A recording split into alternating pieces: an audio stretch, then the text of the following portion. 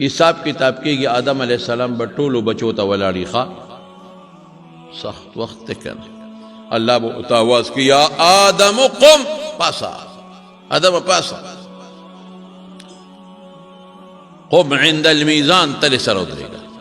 جعلتك حکما بین ذریتک تم انصاف دار کړی د بچو په منځ کې ستا مخکې حساب کتاب کوم انصاف تاله در کوم ودرېږه داسې رپېږي به آدم علیه السلام نو چې د دې سړي حساب کتاب وشي نیکۍ به سپکې شي ګناهونه درانه شي اعلان به وشي پلانکرې دوزخ ته ځي د آدم علیه السلام خو بچي دي که اب حضور پاک ته آواز وکړي یا محمد صلی الله علیه وسلم ستا امتی دوزخ ته روان کړی دی بچې کا نوسې دی که نه د آدم علیه السلام نوسې دی ستا امتی روان کړی دی او یاد وساتئ د کوم پیغمبر امت سره چې حساب کتاب کېږي هغه پیغمبر به ولاړی حضور پاک فرمایي چې زما امت سره حساب کتاب کېږي زه به هم ولاړی الله ستا امتی روان کړی دوزخ ته رسول الله مبارک هغه فرشتو ته وایي ودروئ دا سړی هغوی به نه ودروي بیا به آواز وکوي لږ ودروئ د ده یو نیکي ما سره ده هغوی به بیا نه ودروي بیا به آواز وکوي فرشتو لږ ودروئ د ده یو نیکي ما سره ده هغوی به ورته ویل ستا قرآن شریف کې نه دي راغلی علیها ملائکة غلاظ شداد لا یعصون الله ما امرهم ويفعلون ما يؤمرون چې الله ورته څه حکم کوي هغه پوره کوي د خدای د حکم نافرماني نه کوي په چې زړه نه نرمېږي هغه ستا قرآن کې راغلی دي ته الله ته ووایه چې مونږ ته الله ووایي مونږ نه ودرو رسول الله مبارک به الله ته آواز وکړي یا الله زما امتي روان دی دوزخ ته مړه څونه پیغمبر مونږ له غمخوار دی څومره پیغمبر زمونږ دپاره الله ته ژړلی دي څومره پیغمبر زمونږ دپاره خدای ته سلګۍ والی دي د شپې نیمه شپه کې بقي ته تللی دی او د امت دپاره جړاګانې کړي دي لیکن موږ د دغه پیغمبر زړه خوشحاله نه که د هغه زړه په دې خوشحالېږي چې موږ د هغه د سنتو تابعداري وکړو موږ د هغه د سنتو تابعداري ونه کړه هغه زړه په دې خوشحالېږي چې موږ د هغه د دین کار وکړو د هغه دین مخلوق ته ورسو موږ د هغه د دین خدمت ونه کړو د هغه دین مخلوق ته ونه رسو د هغه زړه په دې خوشحالېږي چې څوک زما د دین خدمت کوي دا خلک یې عزت او قدر وکړي موږ چې څوک د پیغمبر د دین خدمت کوي هغې پسې کنځلې کوو ته څنګه د پیغمبر له خوشحاله لدی ولا خوشحاله نکړه دی ولا خپه رسول الله مبارک با الله ته آواز وکړي الله زما یو امتي دوزخ ته روان کړی دی یو نیکي ما سره پاتې ده ډېر واپس کړه چې هغه نیکي وله وتلو الله به فرشتو ته حکم وکړي واپس یې کړي دی به واپس کړي چې واپس یې کړي هغه نیکي هغه حضور پاک به هغه سړي ته وایي ها دا وړه غوندې پرچه واله دا ما سره ستا پاتې ده چې دا دله وتلي وایي دا پوټینې پرچه څه شی دی زما خو بلا ګناهونه دي د پوټینې پرچه څه شی دی اوس به راباندې یو ځل اواز وشو په دې 18,000 قامه کې تقریبا چې دا دوزخ ته بیا به دا اواز کېږي دا پرچه والا چې خدای به خیر کړي دوباره ولا نیکۍ وتلي ګناهونه نیکۍ سپکې دي ګناهونه درانه پوټینې پرچه چې په نیکو کې واچي نیکۍ درانې شو اعلان به وشي فلانکي د فلانکي زوی د جنت ته ځي اوهو څومره لویه خبره دوزخ نه بچ شو دا سړی به ورمنډه کړي رسول الله مبارک ته څوک یې زه خو دې دغه مه خلاص کړم او دا څه شی و چې دا زما نیکۍ پې درنې شوې وایي زه د دې ونه پېژندم نه وایي زه ستا پیغمبر محمد صلی الله علیه وسلم انا محمد صلی الله دا 600 دا پرچا دا هغه درود شریف و چې تا په ما ویلو ما دله ساتلي و نن یې روزې دپاره دومره د برکت شی دی وروڼو اوس چې به م وایه او که به یې نه وایه نه وایه به که خیر انشاءالله که دومره د برکت شی دی درود شریف او ایرونو شیخ عبدالحق الدهلوي رحمت الله علیه یو کتاب لیکلی دی مدارج النبوه په هغې کې یو واقع لیکلی دی شیخ عبدالحق دهلوي وی چې کله الله پاک آدم علیه السلام پیدا کړ ما دله حواله درکړه شیخ عبدالحق دهلوي محدث چې کله الله آدم علیه السلام پیدا کړ نو چې دې اوده که خوب یې پرې راوستی نو د دې ګسې پختینې وله بیبي پیدا کړه حوا نو چې دې کله را بیدار که او د حوا ولیدله د ده په زړه کې ورته خواهش پیدا شو نو د لاس ور وغځو هغې خپلې هغې حوا ته لاس یې ور وغورځو الله وایي ما صبر دوه څیزونه پاتې دي یو نکاح پاتې دی یو مهر پاتې دی بغیر د نکاح نه او بغیر د مهر نه ته دې له لاس نشي وروړې الله نکاح څه ته وایي نکاح یو عقد دی دې له تړم او الله مهر څه ته وایي دې له به څه شی ورکې الله ما سره څه دي زه وله څه ورکمه دا شیخ عبدالحق دهلوي لیکلی دي ښه وی د دې مهر دا دی چې د آخر زمانې په پیغمبر په محمد صلی الله علیه وسلم اوه کرته درود شریف ووایه د مهر چې دا دی اوه دا اوه کرته درود پر رسول الله مبارک د آخر زمانې پیغمبر ستا نو سید راضي به نو دا ستا د دې مهر شو نکاح بدله دوته امام غزالی رحمت الله علیه لیکلی دی په احیاء علوم الدین کې امام غزالی وی حج له روانم وی یو سړی را سره ملګری به د هغه سړي د درود نه بغیر خوله نه خوځېده هر وخت به درود شریف وي درود شریف وي درود شریف وي وی ما ورته وی چې بیجان ته هر وخت درود شریف وی نور ذکرونه خو هم شته که نه لا اله الا الله بل بل بل بل بل نو هر وخت درود شریف وی د دې برکت ما معلوم کړی د دې برکت څه برکت وی دقسې یو کال حج ته تلم او پلارم را سره او یو ځای کې م دمه وکړه وی چې دمه م وکړه پلار مې ناجوړه شو بیمار شو چې بیمار شو خو پیاده قافلې وې قافلې والا راته څو ورځې تېرې کړې چې ورېږه د دې علاج وشي نو بیا به ځو خو زما پلار زیاتېده او جوړېده نه او قافله دونه نه شو ایسارېدی قافلې والا وی چې بهجان مونږ خو د نه ځو او ترې د خپل پلار بیمارۍ خدمت وکړه تیمارداري وکړه وی قافله لاړه د پلار ته ناست و مزدوري م کوه او پلار له ډوډۍ م راوړه خو پلار مې غریب مې مړ شو وی چې مړ شو ډېر زیات پریشانه شوم انتهایی پریشانه چې خدای د سفر کې او د حج سفر له مې پلار روان دی او پلار راته مړ شو دا به څه کېږي واقعي په سفر کې ګرانه وی په پلار مې څادر واچو نږدې کلي ولته ورلم یو څوک راولم چې دا پلار را سره خښ کړي جنازه پې وکړي دفن وشي کفن وشي غسل وشي وی لاړم کلي والا ته مې وویل چې دقسې زما پلار دی او زه مسافر یم او قافله کې تلم او دلته راته مړ شو مهرباني وکړئ ما سره راشئ چې زما دا پلار ولم قبر وکنه او جنازه وغیره وی چې ډېره ښه ته زموږ درپسې درځو وی زه رالم پلار له چې رالم پلار له پر پلار مې څادر اچولی و چې څادر مې ترې اوچت که د پلار دا مخ مې په بل شکل بدل شوی بد شکل او شکل یې خراب شوی وی چې ما ورته وکتل په ما هیبت راغی بېهوشه شوم چې خدای پاکه دا څه وشو دا خلک به وایي چې د انسان دی که خر دی دا موږ د خر خښولو له راولي که د انسان خښولو له م راولي دا څه وشو وی هغه بېهوشۍ دوران کې یو سړی دی ورسره ملګري دي وی ما ته وی ولې جاړئ خپه مې دقسې پلار را سره روان و حج له او پلار مې ناجوړه شو مړ شو شکل یې بدل شوی په دې پریشان یم وی مه پریشانه کېږه وی لاس یې راواغېسته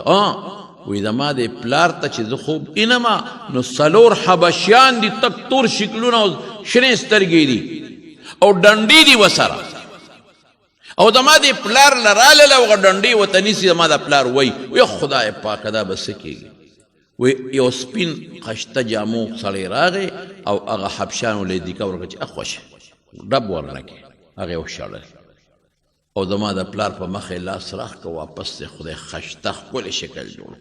د مخکې نه ما ورته ته څوک یې زما پلار خو دې د هغه ډنډو والا حبشیانو نه م بچ کا تورو نه او دا مخ دې ولا سم که مخ یې خراب و تا پې لاس راښ که وی زه ستا پیغمبر محمد صلی الله ستا دې پلار خو ډېر ګناهګار و ډېر ګناهګار لږ نه نو بس ګناهګار همدغه سد انجام یې واقعي ګورې رونو د خدای نه یریږئ ګورې دنیا کې به دې مخ نه بدلېږي خو قبر کې مخونه بدل نه شي ګورې ډېر ګران کار نو وی چې دې مړ شو نو بس د خدای پاک دغه سزا ودله وی ده به په ما درود شریف وی وی نن د ده درود راونه رسېدل. نو ما هغه فرشتې نه تپوس وکړه چېرې یو سړی به و د هغه به درود شریف روزانه راتلل، نن یې درود رانلل.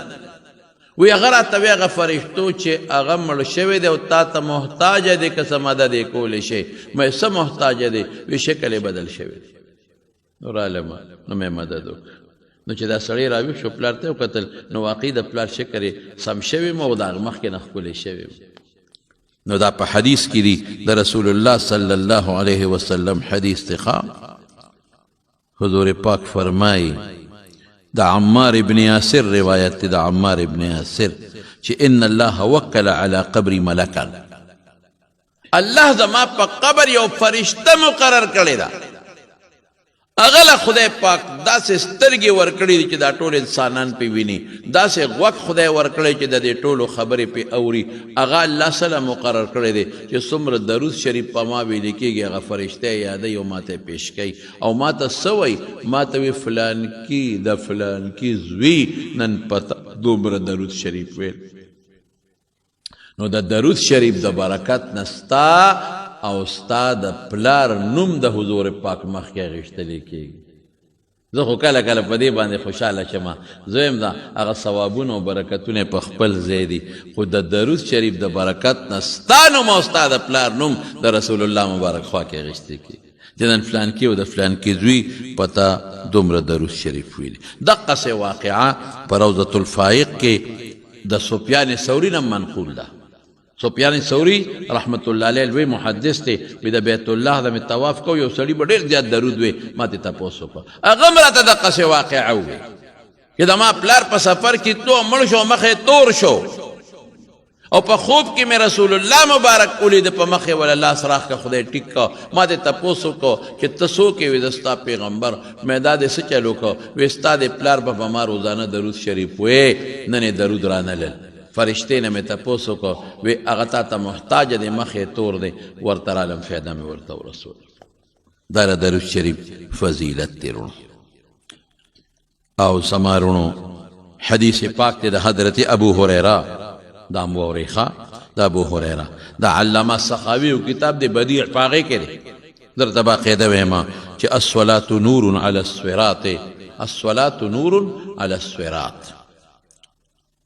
صلات منستم وی، درود شریف تم وی، دا په پل صراط رڼا ده. بیا څه وی؟ ومن صلى علي يوم الجمعة 80 مرة، ومن صلى علي يوم الجمعة 80 مرة، چا چې د جمعې په ورځ اتیا کرته درود وی، څونه؟ اتیا. غفرت له ذنوب 80 عاما، د اتیاو کالو ګناهونه به ورته وبخم. دا حدیث زمونږ د علما پې پیږي، په دې کې څه ضعف شته، خو دا متعدد احادیث دي او زمونږ علما وایي چې په فضایلو کې بیا کفایت ورکوي. نو اتیا ځله په رسول الله مبارک درود شریف. او حضور پاک فرمایي من صلی علی عند قبری سمعته، چې زما د قبر خوا کې څوک و درود وایي زه اورم. ومن صلی علی نائیا، او چې به ما درود وایي او دی لرې دی، ابلغته، ما ته د فرشتو په ذریعه رسیږي. او حضور پاک فرمائی ان للہ ملائکتا سیاحین فی الارض، په دې ځمکه کې فرشتې چکرې لګئی، یبلغونی عن امتی السلام، او چې زما امت په ما درود سلام وایي ما ته را رسیږي. ورونو د نن نه پس به که خیري او یو بل حدیث کې څه راځي چې په ما څوک یو ځل درود شریف وایي نو الله پاک لس ګناهونه رجوي، لس نیکۍ لیکي، لس درجې بلندوي. ډېره لویه فایده ده د معلوم. لا اوس په ټولو کې بهتر درود ابراهیمي دی. اللهم صل على محمد وعلى آل محمد كما صليت على إبراهيم وعلى آل إبراهيم إنك حميد مجيد. او دا اللهم بارك دویم درود دی. اللهم بارك على محمد وعلى آل محمد كما باركت على إبراهيم وعلى آل إبراهيم إنك حميد مجيد. دا دویم شو، دو شو، دا ډېر بهتر دی. رسول الله مبارک ډېر د صفتونه کړي، لیکن که څوک دا نشي ویلي اوږد دی، ارض ټکي چې اللهم صل پکې راغی یا صلی الله پکې راغی، بس دا درود شریف دی.